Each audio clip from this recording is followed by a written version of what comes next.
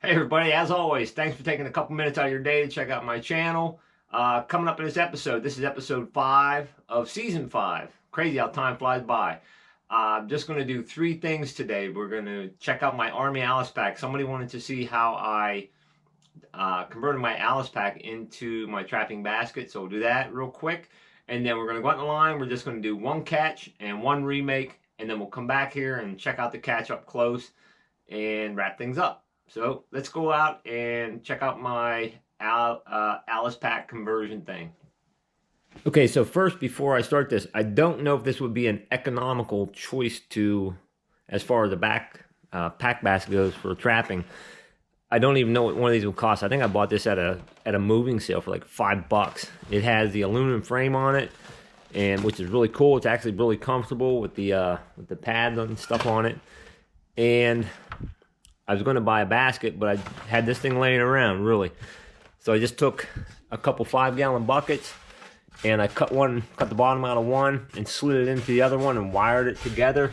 I don't know if you can see the wire, basically stitched it together. You could use zip ties or whatever, or rivet the thing, I don't know. But basically I took 2 buckets and slid them together till they were the same height as the rucksack, and then I zip tied around every hole.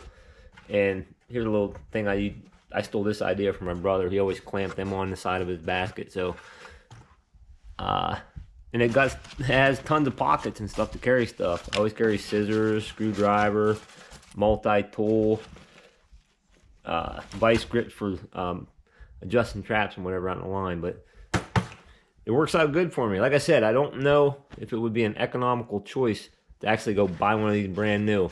Oh, but if you did have one, this is a high stress point. If you're going to just zip tie it, I'd put like 2 or 3 zip ties here right at the very back point. That really, there's a lot of pressure here, and I've had these break before. That's about it. So let's go out in the line, do a catch and a remake. Good morning. It is Tuesday the 26th of November, I believe. And I think I snagged my 3rd coyote of the year. It's been a while since I caught one. This is actually the place, hopefully my camera's half steady. This is actually the place my buddy Mike and the landowner, when we came walking down through here, he was showing me where I could trap. There's a trail down through the woods down there, and right over there, I don't know if you can see it, but if you watch all my videos, that's where I caught 3 raccoons right over there. And I caught 1 raccoon right here. Did a remake. I actually missed something in the MB550 a couple days ago, like 2 days ago, I think. And I came back here and I relured and rebaited all sets yesterday. Pretty much 90% of my sets. So it's definitely male. He's urinating right now. The fur, definitely the nicest, thickest fur. Typical dark looking coyote from PA. Hopefully got it. He got his foot, he wasn't getting out. His foot's buried in that MB550. I was worried that when I had to miss, it was because of the pan tension, but he's in there really well. So yeah, we walked down a little logging road right here, and there's a little creek bed that runs down through here, and we were walking in there. There was a coyote just jumped up. Is it this same one? Oh, I don't have a clue. Hard to tell. But it's 1 coyote down. I'm gonna get this guy dispatched and remake this set in some manner. Getting pretty torn up now. Okay, so it's Thanksgiving Day, but you probably won't see this till after Thanksgiving, but happy Thanksgiving anyways. So this is where I caught the coyote 2 days ago, I believe it was. And I just got a chance to come back here and remake it. Big catch circle. I've caught a raccoon here so far. I had another catch circle and a pull out. I believe I had that in the last video.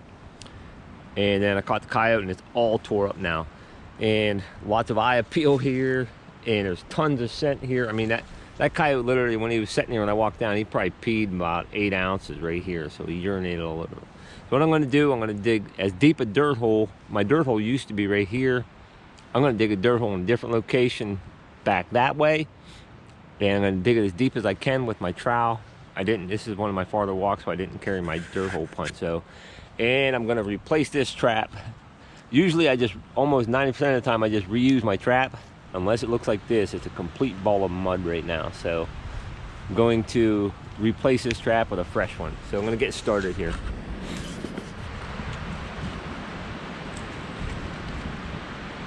I'm reverting to these more and more over the quick links, the split rings.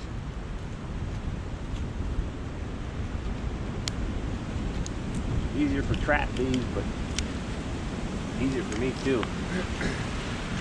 So now I'm going to dig my dirt hole. Let's see, my trap's going to be here. I'm just going to start digging here and get it as deep as I can.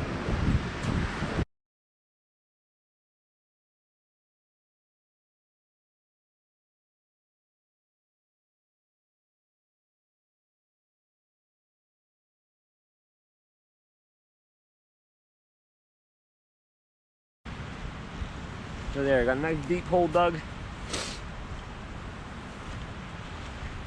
Got lots of easy dirt for bedding my trap, but I'm still going to put some wax dirt in here.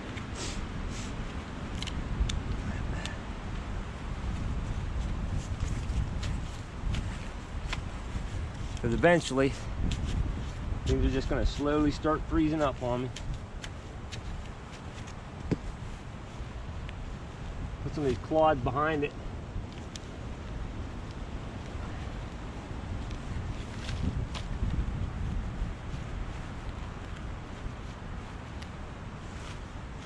Make it tougher for them to work it from behind.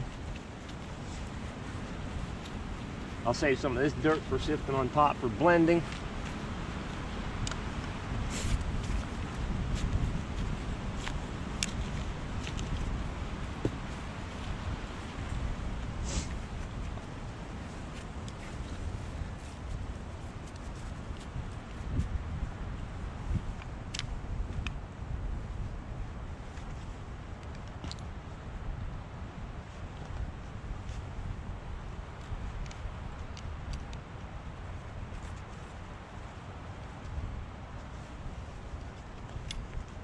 Nice fresh trap. They always look nice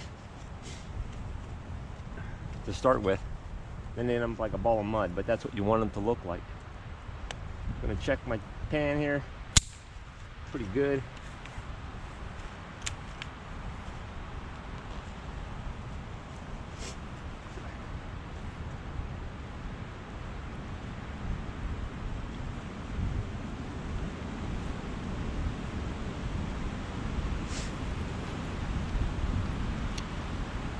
I got plenty of depth there. I'm going to put some of this fresh dirt down there just for filler.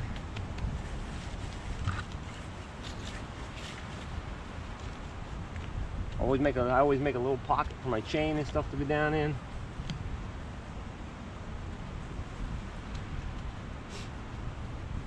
Got a pretty good bed started. A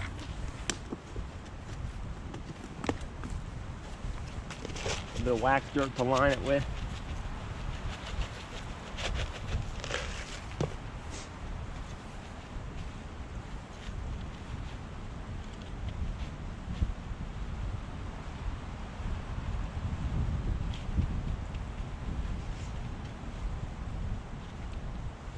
I'm pretty close to the hole right now, but I still think something's gonna have to get pretty close to work that set to get that bait out of there.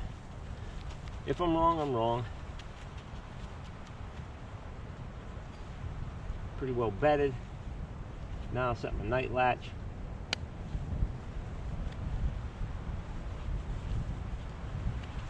Finish bedding my trap. A little more wax dirt on top of it.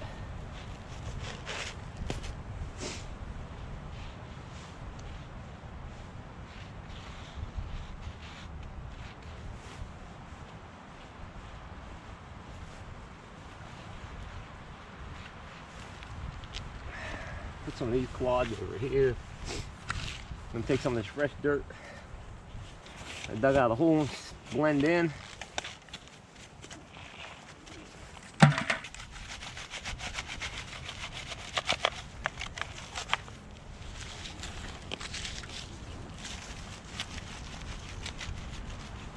I think remakes are great.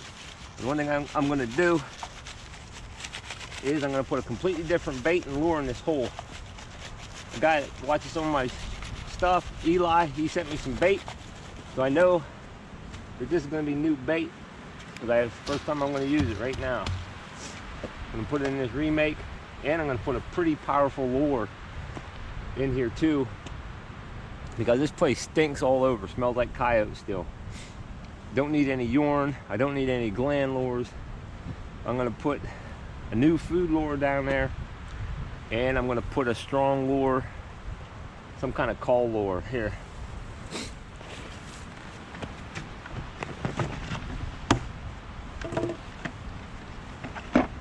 Here's the bait my buddy sent me. I think it's Locklear's bait solution. Trying to smell it, but it's not very powerful smelling. So I'm definitely going to use a powerful lure here.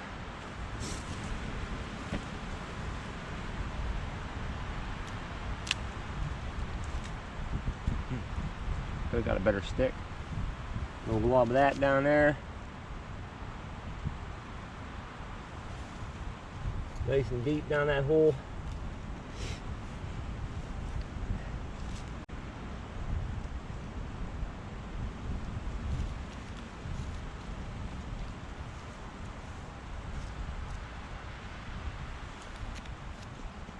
I'm smearing it on the side of the hole as well.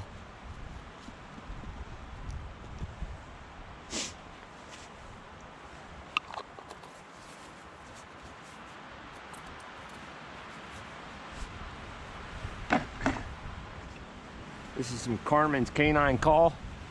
It's pretty powerful.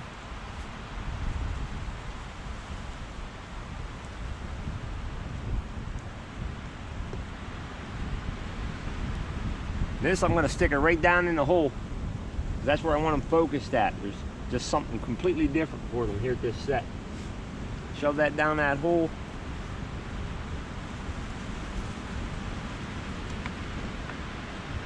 And for something even completely different, I'm going to put a little bit of Dobbin backbreaker on the back side here. A little curiosity type stuff here.